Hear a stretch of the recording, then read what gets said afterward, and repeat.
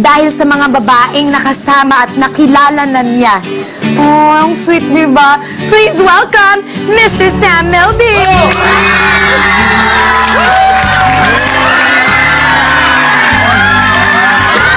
Good morning! Good morning. Good morning, Sam! Morning, everyone. Na-traffic ka ba? Na-traffic talaga. Sobra. Galing sa Pasig, syempre. Ayos ako nagdamit dun sa part na yun. O, pero, Ayan. ano daw? Kumusta naman ang driver Sinubukan mo? kami ng ibang daanan. Daan. Mas traffic pa. Oo. Pero we love our drivers because Yes, I usually naman pag tama naman ang ginagawa nila, we get to where we are because of them. And you are where you are now because anong sabi mo? Those are the girls na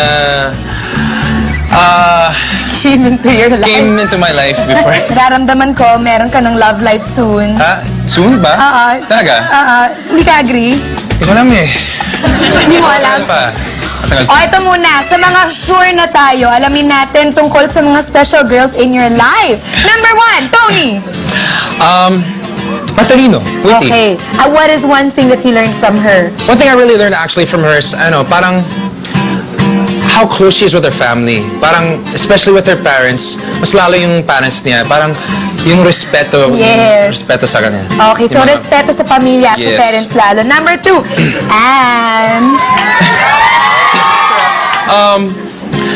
One word to describe Anne. One word lang. Kasi ang hirap ng one word with Anne. I-try mo lang. Eh, kung one word, Sabi maganda. ko na.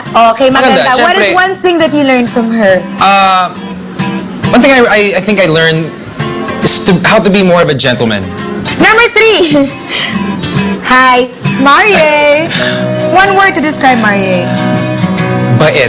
Sobrang bait. I think that I learned from her, I don't know, be kind to everyone. Say one thing I can say about Marie, I don't think anybody can say anything bad about her dahil sa sobrang bait. Marunong makisama. Yes. Alam mo, tratong Pinoy din yan. Ewan ko ha, baka may dugong Pinoy din tong si Marie, kaya kayo magkasundo. Ay! Kung akala ninyo yun lang ang mga babaeng naging parte at bahagi ng buhay ni Sam, naku, humanda kayo dahil hindi lang yun, guys. But wait, there's more. Buong puso niyang ikikwento sa atin ang mga babaeng forever down na parte ng mundo ni Sam.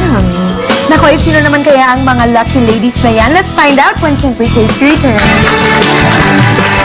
Maganda. Ang dami na namin chinika habang commercial break. Nako. Pero anyway, ito na para naman masali sa show at masali kayo. Main discussion, sabi ng board. For the first time, Sam, you are going to open up about the 2 most important women in your life. Sino ang 2 most important women sa buhay mo ngayon? My mom, syempre, and my ate. Ate mo. Yes, Yung mga actually names ko sila, Mommy, Elsie, Elsie and Ate Ada. Ada. Actually, my sister just had a birthday a few days ago, July 6. And, how was it? Kamusta yung party? I tried to call her pero hindi siya sumagot. Siyempre, she has a new baby exactly 1 week before her birthday. So she had her baby June 30. Nako, maswerte siya. Every Yes. year, joint ang celebration. Diba? Oo. How do you feel about your new niece? I'm very, very excited. I'm just kind of sad na I can't see her right now. I really want to go home. Say, You're you know, new this is the uncle. first. Yeah, this is the first. It's her first, and it's just kind of parang weird kasi I grew up with her. We're sobrang close kami. We're only 10.5 months apart. Ano nga ba yung tawag doon pag ganun Irish kalapit? twins. Irish twins, that's it. Kaya naawa ko sa mami ko. Ibig sabihin, sobrang lapit ng agwat. Yes, Oh. yes. So yun, parang ang weird kasi we grew up together now. Ngayon may asawa na, ngayon may Si anak na, Ada. diba? So, paano na exciting yan? naman, pero parang na-realize ko, tumatanda talaga. Ah, ganon? Ay. Hello, ang bata-bata mo pa, huwag ka nga dyan. Bata pa. Ito daw, sabi nila, kahit daw anong gawin ng ate mo na si Ada, gagawin mo rin daw. Nung bata ako, Nung bata kayo. even though we're 10.5 months apart, parang I really looked up to her. Oh. Sobrang big sister. To the point na ginagaya ko siya na kasi right-handed ako. So kasi nag-figure skating kami, parehas kami nag-figure Figure skating. Yes. skating. O, umpisahan natin sa figure skating din yung dalawa. I was 3 years old. Okay, when I started. I don't really remember like Siya rin, 3 years Yes. old na rin siya, no? 4. Magpo-4. I was almost 4 at the time. 4 na siya. So si Ada pala yung unang naging skater sa... Sabay kami.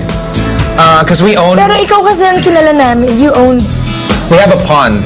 And then in winter, syempre, it freezes over. Freeze! Oy, authentic! Yes, so authentic nag-hockey yung mga kaibigan ng tatay ko, Parang so they saya, were doing that. And my dad was like, oh, I want them to learn skating so they can skate here on the pond.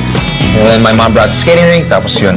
Meron tinatawag na Junior Olympics. So yun yung halos papunta na dun talaga sa, well, sa pinaka-major Olympics talaga. But actually, because of age ba yun?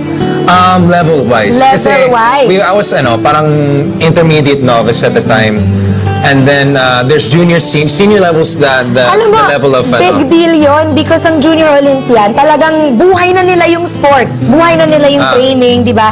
There was a That time was my life talaga. Pero paano yun? So, I lived with my coach. I didn't even live with my tumira ka with parents. your coach, figure Yeah. skating coach, ice skating Yeah. coach. Eh, kamusta si Like an Aidan? hour. Same. Pares kami. But nauna siya nag-quit ng skating. Oo. And then after Ikaw ang- 8 months later siguro nag-quit na ako. Na-burnout talaga ako. Pero ang tagal niyong nagstay sa skating. Ilang years yun? 12 years. 12 years kayong dalawa sabay.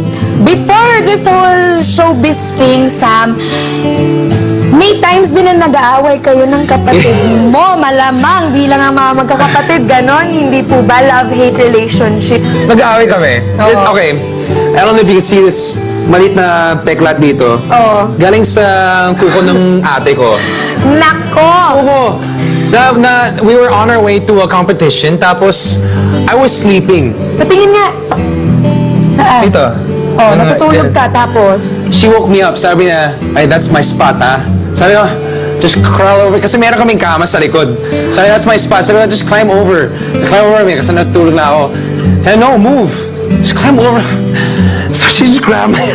I just, ganon siya. Dahil Di mo lang magawa. natulog ka sa lugar na ikaw naman kasi.